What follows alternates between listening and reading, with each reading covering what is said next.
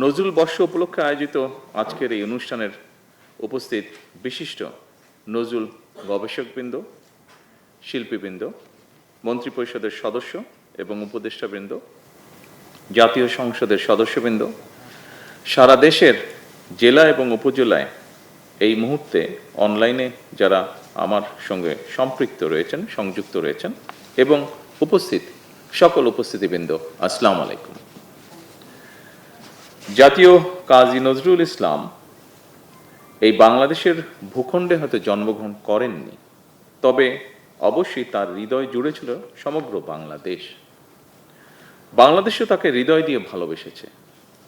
কিশোরবেলায় 1914 সালে তিনি প্রথমবারের মতন ময়মনসিংহ ত্রিশালে এসেছিলেন।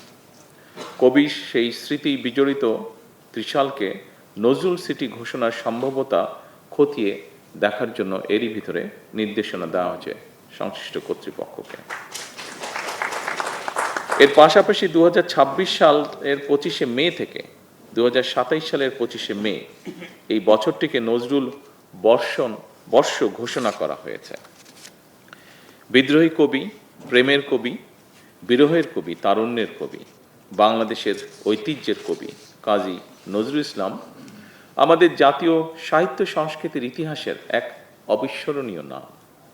পরাধীন, পর্যদুস্ত, পরাভূত জাতির ভাগ্যাকাশে তার আবির্ভাব ছিল আলোক বর্তিকার মতন। মাতৃভূমিকে ভালোবাসার ক্ষেত্রেও তিনি আমাদের অন্যতম প্রধান দিশারি।